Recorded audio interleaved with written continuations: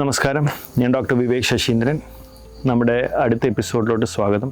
ഇന്ന് നമ്മൾ സംസാരിക്കാൻ പോകുന്നത് ഇയർ പിയേഴ്സിങ്, കാതുകുത്തിനെ കുറിച്ചാണ്. അപ്പം നമ്മുടെ ഒരു ട്രഡീഷനാണല്ലോ ജനിച്ചു കഴിഞ്ഞാൽ കാതുകുത്തുക എന്നുള്ളത്. അപ്പോൾ നമ്മൾ മനസ്സിലാക്കേണ്ടത്, സാധാരണ രീതിയിൽ നമ്മൾ കാതുകുത്തുന്നത് ഇയർ ലോബ്യൂൾ എന്ന് പറഞ്ഞ ഈ ഒരു ഭാഗത്താണ്. ഇത് ജസ്റ്റ് ഒരു ഫാറ്റ് ടിഷ്യൂ മാത്രമാണ്.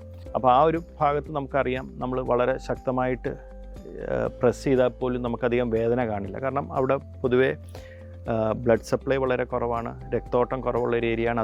അതുകൂടാതെ ഞരമ്പുകളുടെ എണ്ണം വളരെ കുറവാണ്. അതുകൊണ്ട് അതൊരു പെയിൻഫുൾ ആയിട്ടുള്ളൊരു പ്രൊസീജിയറേ ആയിരിക്കില്ല.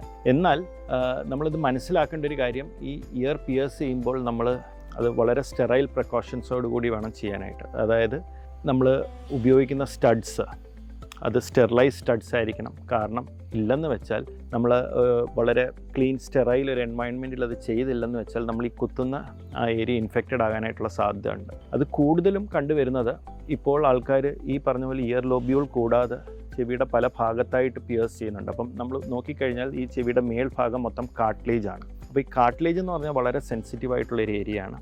അപ്പോൾ അവിടെ പിയേഴ്സ് ചെയ്യുമ്പോൾ സ്റ്റെറൈലായിട്ടുള്ള സ്റ്റഡ്സ് അല്ലെങ്കിൽ സ്റ്റെറൈൽ പ്രിക്കോഷൻസ് ഉപയോഗിച്ച് നമ്മൾ കാത് കുത്തിയില്ലെന്ന് വെച്ചാൽ ഈ കാർട്ടിലേജ് ഇൻഫെക്റ്റഡ് ആകാനായിട്ടുള്ള സാധ്യതയുണ്ട്. ആ ഇൻഫെക്ഷൻ, കാർട്ടിലേജസ് ഇൻഫെക്ഷൻ എന്ന് പറഞ്ഞാൽ നമുക്ക് ട്രീറ്റ് ചെയ്യാൻ ബുദ്ധിമുട്ടുള്ള കാര്യമാണ്. അത് കുത്തി ചിലപ്പം അടുത്ത ദിവസമോ അല്ലെങ്കിൽ ഒരാഴ്ചയ്ക്കുള്ളിൽ ആ പരിസരം പഴുക്കാം, അല്ലെങ്കിൽ ചെവിയുടെ ഈ ഭാഗം ചുമക്കാം.